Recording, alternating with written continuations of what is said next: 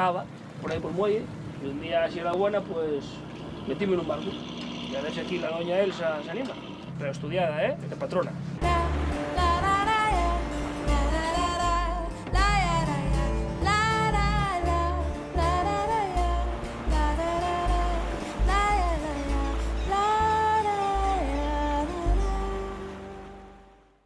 Sí, buenas tardes. Muchas gracias por acompañarnos en la que sería la primera de las actividades de esta Semana Negra 2022. Somos pocos, pero somos escogidos porque es una inmensa fortuna para nosotros contar con Juan Tazón.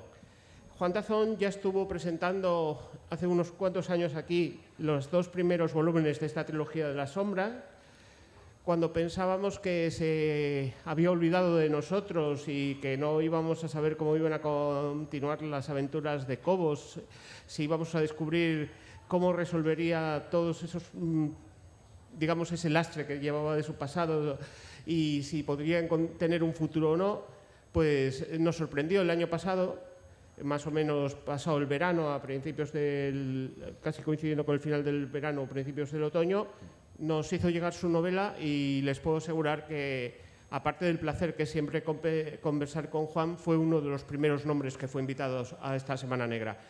Por motivos personales, para mí esta es una ocasión especial. Juan es un buen amigo, alguien culto, realmente exquisito, con el que es un placer hablar, pero además resulta que es un tipo que sabe escribir de maravilla.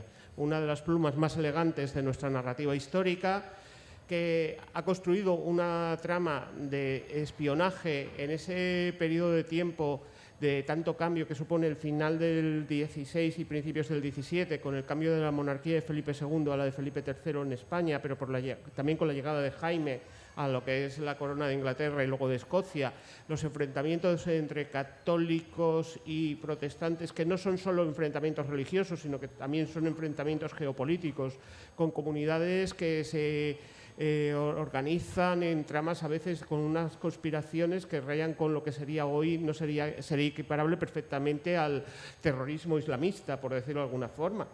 Y en todo eso hay una trama de venganza personal de alguien que tiene que optar entre continuar adelante o ajustar cuentas con su pasado. Sin desvelar mucho más de la novela, vamos a ir hablando de esta trilogía de las sombras, de estas manos de la guerra a lo largo de los próximos minutos. Si alguien quisiera participar y formular alguna pregunta, pues será bien recibido.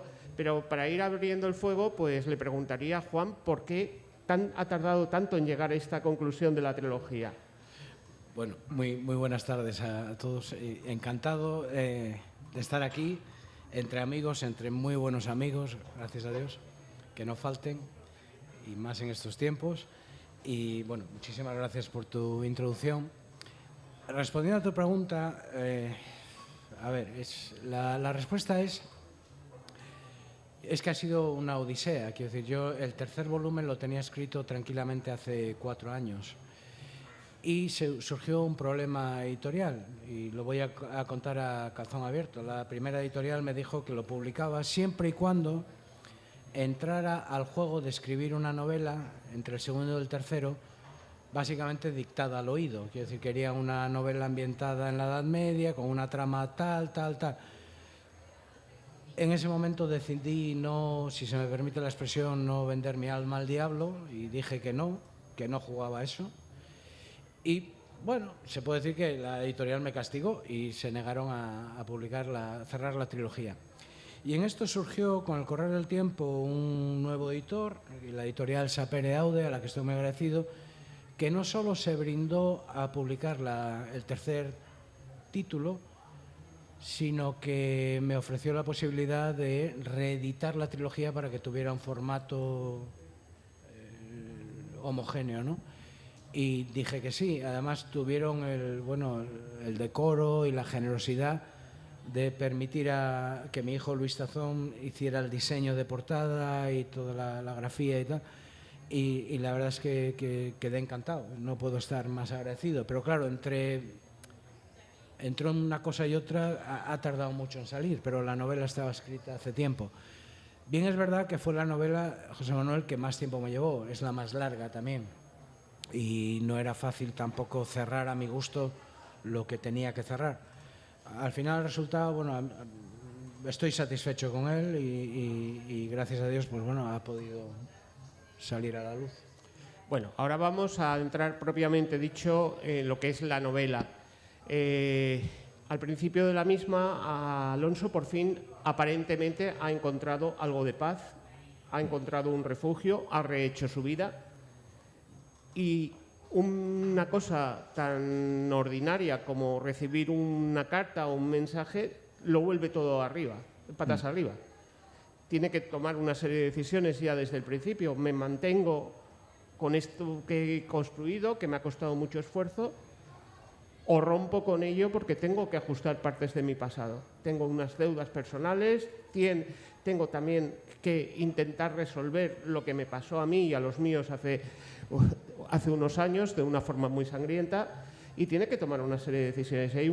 Hay un principio de contradicción interna del personaje que, a la hora de ser el motor de su acción, aunque es un hombre pues evidentemente experto en armas, en el juego de espejos del espionaje, está en un momento de su vida que tiene por fin la posibilidad de escapar, de romper con eso, y hay una tentación también de ajustar cuentas con ese pasado, una tentación también muy peligrosa. Yo quisiera que nos hablases un poco de esta dinámica inicial, que es la que luego nos va a lanzar a lo que es el núcleo de la novela. Sí. Esa dinámica inicial tiene un origen clásico, que es la llamada del héroe, tal y como la definió Joseph Campbell en El héroe de las mil caras. Hay un momento dado en que el héroe de la aventura recibe una llamada, muchas veces de mano de un mensajero, que es lo que ocurre aquí, y al héroe se le plantea la decisión entre optar al sí a la llamada, responder esa llamada positivamente, o negarse a ver la llamada y seguir el orden ordinario de las cosas. Lo que hace Cobos es recibir la llamada y optar por responder a la llamada. Y hay, claro, el héroe inicia, digamos, su camino, su aventura, que como a todo buen héroe que se adentra en la aventura misma le va a cambiar. Como había ocurrido en las novelas anteriores, el héroe que inicia la aventura no es el mismo héroe al retorno, al final. La aventura misma y lo que ha padecido y sufrido en ella le ha cambiado, ¿no? Y es un poco lo que aspiré a hacer. Quería que Cobos respondiera positivamente a la llamada para cerrar flecos de su pasado, pero quería que la aventura fuera lo suficientemente significativa como para cambiarle una vez más su piel y su personaje. Luego, otro de los protagonistas de esta novela es una ciudad, es Londres. Sí.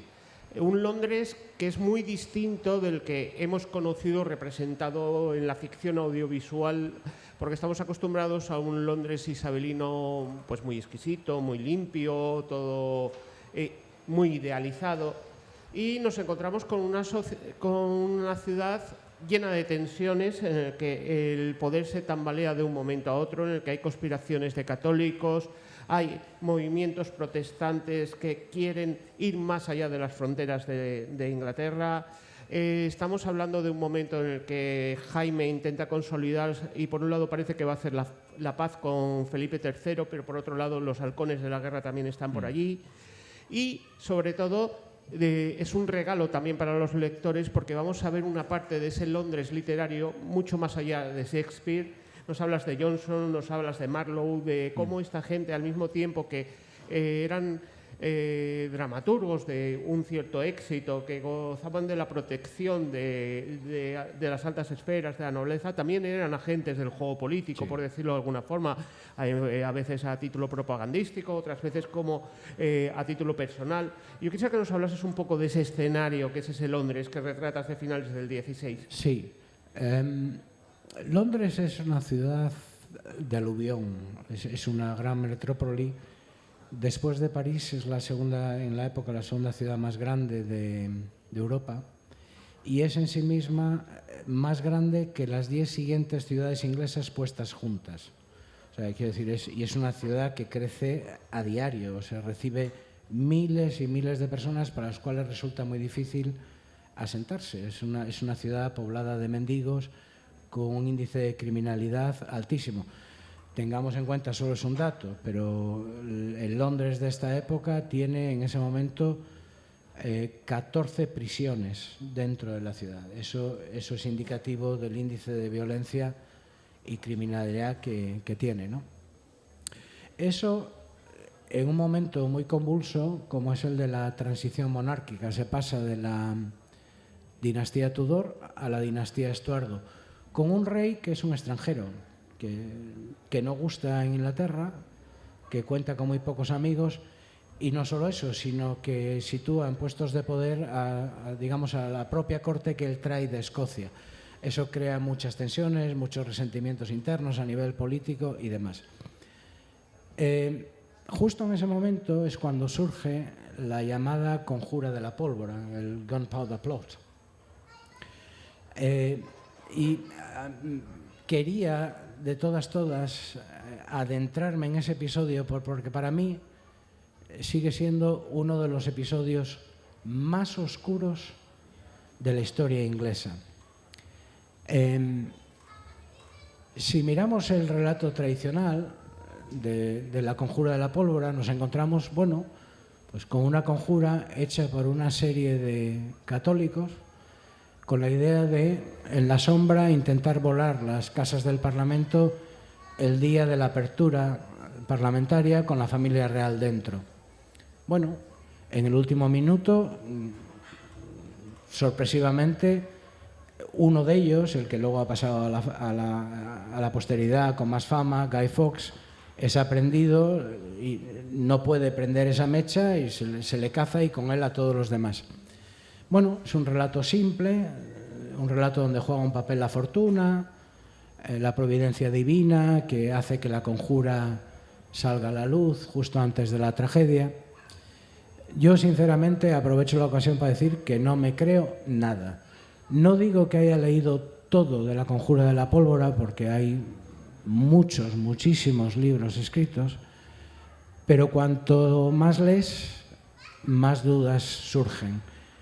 Y si puedo dar mi conclusión al respecto, es que fue un trabajo manejado en la sombra por los servicios secretos ingleses, que dejaron hacer, y justo en el momento, sabían minuto a minuto lo que estaba pasando, y justo en el momento crítico, pues bueno, echaron la mano a los terroristas del periodo. La pregunta crucial aquí es, y tú como jurista lo entenderás bien, José Manuel, es cui prodest, o sea, ¿quién se beneficia? Y tras la conjura de la pólvora y su desenlace, hubo gente en Inglaterra que se benefició muchísimo. ¿Por qué? Entre otras razones, porque se satanizó más que nunca a los católicos, lo que permitió que se confiscaran muchísimas más haciendas y tesoros de los que ya se habían confiscado en la época isabelina, que fueron a parar a 3 o 4 manos que tuvieron una carrera espectacular a partir de ese momento. Es decir, hubo gente que manejó los hilos desde dentro, que se benefició muchísimo, y también, lo mismo que hubo vencedores, hubo vencidos, sobre todo la población católica, que pasó a vivir un auténtico infierno, yo diría, mucho más que en la época isabelina, para mí, en ese momento, ¿no? Y eso es lo que quise, de alguna manera, a partir de documentarme muy seriamente sobre el tema, reflejar en la novela, esos entresijos de esos juegos de poder en la sombra, esas tramas oscuras, pero que alguien sabe muy bien cómo manejar y cómo demonizar al enemigo y demás. Y eso es, en medio de esa vorágine, es en la que se encuentra Cobos, directa o indirectamente relacionado con ella. El mismo Ben Jonson, y aquí hay gente que lo sabe mejor que yo, como Paco Borges, especialista en la época, estuvo no directamente pero indirectamente involucrado en la conjura de la pólvora. Es decir, la conjura de la pólvora tuvo ramificaciones muy extensas y bueno, quise de alguna manera reflejar esa complejidad. No fue fácil porque te puedes meter en arenas movedizas fácilmente y confundir al lector. Espero que no sea así el resultado final, pero sí es cierto que fue una obsesión y una idea que tuve desde el principio. Otro de los elementos, que es este juego de sombras del que hablabas antes, son los maestros de espías. Hay uno que ha pasado a la posteridad de la cultura popular, que es el creador del servicio, o uno de los creadores, de los iniciadores de los servicios de inteligencia ingleses, que no británicos, que sería Walsingham, que ha pasado incluso a la cultura popular, porque él es en el que se inspira Fleming para crear su M de James Bond. El Solo para tus ojos o el 007 son sellos de Walsingham, no se crean que es algo moderno de las películas, viene de allí. En cambio, el que sería su contrapartida en la monarquía hispánica, que sería Idiáquez, más o menos diríamos que sería el contrapoder a eso, es un personaje muy oscuro desde el punto de vista de la cultura popular, conocido más por los eruditos o por los interesados en la historia. Casi diría que él mismo llevó una vida tan discreta que precisamente por esas misiones o esas labores que tenía encomendadas, primero para Felipe II en los últimos años y luego en el principio de Felipe III, casi decidió habitar o vivir en las sombras, o por lo menos es la sensación que me traslada ahora la dificultad de encontrar registros documentales, de seguirle el rastro. Y yo quisiera que nos hablases un poquito de estos dos, ¿no? Uno que ha pasado a la posteridad casi de la cultura popular y otro que fue tan o incluso más eficaz en su labor que él, que sigue siendo un gran desconocido. En términos ingleses, los dos pies tradicionales del servicio secreto todavía a día de hoy son el MI5 y el MI6. Básicamente es espionaje y contraespionaje. Esos dos pies, y hay otras ramificaciones, claro, es todo mucho más complejo, pero esos dos pies están desde el principio ahí con Walsingham. Walsingham fue el gran maestro del espionaje, pero yo diría que fue quizás el gran maestro del contraespionaje. Y fue el que efectivamente, como dices, asentó todas las bases del servicio secreto inglés en las dos vertientes. Con Walsingham ocurrió una cosa que a mí siempre me llamó poderosamente la atención y fue el inicio de la primera novela, y es que él muere, parece ser de cáncer testicular, en 1590, y se le entierra en St. Paul's, en Londres, a la extraña hora de las 10 de la noche, que era muy extraña, no sabe muy bien por qué. Pero lo que es cierto es que mientras está acaeciendo, mientras sucede eso, mientras se le está enterrando, mientras el funeral está en marcha, todos sus archivos personales en su casa de Seething Lane, en Londres, fueron robados. Y todavía no se sabe muy bien por quién o a qué manos fueron a parar. Yo he intentado, y lo he hecho, relacionarme con la gente más experta del tema y demás, y parte de esa documentación pasó a manos de los Cecil, padre e hijo. Otra parte pudo pasar al conde de Essex, que estaba casado con la hija de Walsingham. Pero hay una parte de la documentación muy sustancial, muy importante, que no se sabe muy bien a dónde fue a parar, ¿no? Y ese fue el inicio, es el inicio de la trilogía. De hecho, la trilogía se abre con un prólogo que dice: el gran maestro de espías murió, tal. Se cuenta esto y se da paso, al primer misterio. Por parte española es cierto que hay un servicio de espionaje muy bien montado, muy eficaz, muy eficiente. Las embajadas españolas, no solo la de Londres, sino las que están en Italia y otros sitios, están muy bien dotadas para, los servicios de espionaje y para la guerra sucia. Yo qué sé, se me viene a la mente por el asesinato, por ejemplo, de Guillermo de Orange, orquestado, por ejemplo, por los servicios secretos españoles y demás. Y lo que pasa es que no hay, como dices, una figura que haya pasado al acervo popular como Walsingham, que tenga esa popularidad, pero sí es cierto que hay, una junta, hay un equipo que en los últimos años de Felipe II maneja el reino desde las sombras, que es la llamada Junta de Noche. Es una junta, se llama así de noche porque se tienden a reunir al atardecer, que preside el rey cuando puede, y en los últimos años de Felipe II no acude muy a menudo porque está enfermo.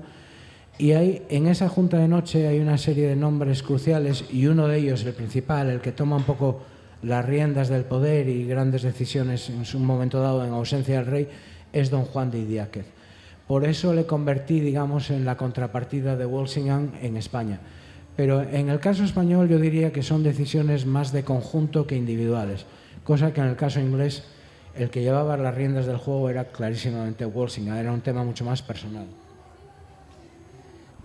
El otro elemento del que quisiera que nos hablases un poco es de este juego literario, por decirlo de alguna forma, de este entremezclarse entre quienes eran creadores de ficción que se ven atrapados también en una conspiración política y de espionaje, que en principio parecen universos distantes. Uno pensaría que estarían encerrados en su habitación, escribiendo para el teatro, escribiendo poesía, y en cambio se convierten también en agentes de acción. Sí. Yo quisiera que nos hablases un poco de las circunstancias de la muerte de Marlowe y el papel de Johnson.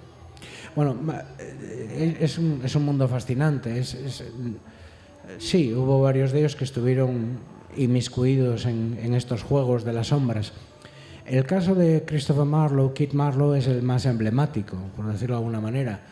El gran patrón de Marlowe fue no Francis Walsingham, sino Thomas Walsingham, para quien trabajó, y a través de ese Thomas Walsingham trabajó también para Francis Walsingham. Sobre Marlowe hay zonas muy oscuras, o hay zonas muy oscuras en su vida. Fue un autor rutilante. Cuando Shakespeare llega a Londres, él está sentado como el gran dramaturgo de la época, pero lleva, digamos, una doble vida. Había sido probablemente agente provocador durante un tiempo en un colegio católico en el continente, es decir, se habría hecho pasar por un católico inglés para recibir la formación que recibían los católicos ingleses en esos colegios, y luego delatar a compañeros que iban a saltar a Inglaterra o dar información sobre tramas que se iban a poner en marcha en Inglaterra y demás. De hecho, este trabajo que le hizo ausentarse de la Universidad de Cambridge fue pagado por el Consejo Privado de Isabel de manera muy generosa, puesto que por orden del Consejo Privado de Isabel se le concedió el título de licenciado por la Universidad de Cambridge cuando no había hecho las pruebas o los exámenes de rigor. Además de eso, él se vio involucrado en un problema de falsificación de moneda, etcétera, de la cual también hasta cierto punto se libró por los pelos. Su muerte hay un par de estudios o 2 o 3 estudios muy buenos que lo han esclarecido mucho, pero la muerte tiene que ver efectivamente con su papel en este mundo de las sombras. Se dice que muere en una refriega en una taberna, cuando después de haber pasado una tarde con 3 amigos, el día entero prácticamente con 3 amigos, se pide la cuenta y como consecuencia de la discusión sobre esa cuenta, Marlowe es apuñalado en una pequeña refriega que hay. Bueno, no es exactamente así. Marlowe pasó el día en compañía de 2 personas absolutamente pertenecientes al universo del territorio secreto de Walsingham. Eran 2 agentes secretos que habían trabajado para Walsingham. La reunión se celebra en una casa, la viuda Eleanor Bull, que era un sitio de reunión que Walsingham utilizaba muy frecuentemente y donde se reunían para ciertas cosas, y probablemente no tuvo nada que ver la muerte de Marlowe con esa discusión famosa sobre el reckoning, la cuenta final. Probablemente murió a consecuencia de la factura que se le pasó por algún tema oscuro relacionado con el mundo del espionaje. Probablemente porque en un momento dado tenía miedo de que se fuera de la lengua por esto y lo otro. Marlowe había tenido grandes problemas con la ley por su bien vociferado ateísmo y por su muy obvia homosexualidad y el culto que él hacía de ella, y quizás esos problemas, el hecho de que se había visto involucrado con la ley, que había tenido estos problemas, que estaba dando problemas en público, etcétera, que estaba llegando demasiado lejos, pues probablemente lo que ocurre al final es que se le silencia de esta manera tan eficaz. Ben Jonson es otro que de alguna manera está también metido, mucho menos que Marlowe, yo diría, pero también tiene, bueno, amigos y conexiones católicas que viven en este mundo de sombras. Tuvo relaciones con ciertos jesuitas que estuvieron viviendo en las sombras de manera muy peligrosa en Londres en aquella época y se conocieron, que queda reflejado en la novela. Shakespeare, claro, obviamente sale a relucir. No hay una relación directa, yo creo, muy obvia con los servicios secretos, pero sí es cierto que tuvo mucha relación con el conde de Essex, que a su vez estaba relacionado directamente con Walsingham, y yo creo que aunque no estuviera involucrado en servicios secretos ni nada por el estilo, creo, vamos, pero sí es cierto que conocía directo e indirectamente a muchos de los personajes que se movían en este universo de sombras. Bueno, me indicaban que quedan unos 4 minutos y yo quiero hacerte ya 2 últimas preguntas. La primera es muy rápida y supongo que es de fácil respuesta. Después de haber completado esta trilogía de las sombras, ¿dónde está Juan Tazón? ¿Está preparando algo nuevo? Sí, tengo algún proyecto entre manos. Tengo una novela ambientada en Londres, que es una ciudad favorita en el siglo XIX, pero la tengo un poco aparcada y me ronda por la cabeza hacer una novela con base en Irlanda en los convulsos años 70 en los que yo crecí, en el Ulster, con el tema del terrorismo del IRA de fondo, y me gustaría hacer algo ahí y estoy dándole vuelta seriamente al tema. Y la otra pregunta ya sería para rematar ya, y no vamos a revelar el final de la novela, por supuesto, pero sí que le quisiera preguntar a Juan.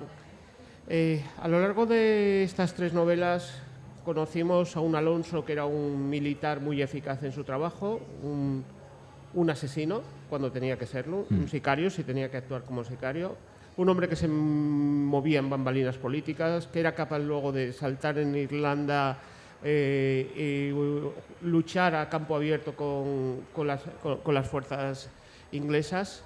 Luego lo vemos retirado, luego lo volvemos otra vez a la acción. ¿Alonso se ha retirado ya para siempre? Sí, yo creo que sí. Alonso Cobos existió, fue un capitán de los tercios españoles, existió como figura histórica, que actuó de espía en Irlanda y además fue autor, por ejemplo, de una carta de la costa irlandesa, de la parte noroeste, que se guarda en Simancas, que es impresionante, buscando un fondeadero para una flota de invasión. Lo que pasa es que tampoco se sabe tanto, entonces yo me lo tuve que crear, ¿no? Y darle vida propia y hacer de él un personaje más completo de lo que yo conocía. Y sí, yo creo que, bueno, nunca se puede decir de esta agua no beberás, pero hoy por hoy no me tienta, me apetece dejarle dormir, aunque bueno, ronda en los sueños, no puede ser de otra manera. Bueno, pues como ya les decía, llegamos al final de esta charla, no sin antes ensalzar esta novela. Para quienes ya disfrutaron de las 2 anteriores, poco más os puedo decir. Probablemente esta sí que sea la más novelas de espionaje. Si esta novela hubiese sido escrita en la segunda mitad del siglo XX y estuviésemos hablando de Guerra Fría en vez de entre enfrentamientos entre católicos españoles y protestantes británicos, pues estaríamos hablando de una novela que perfectamente podría haber firmado Le Carré.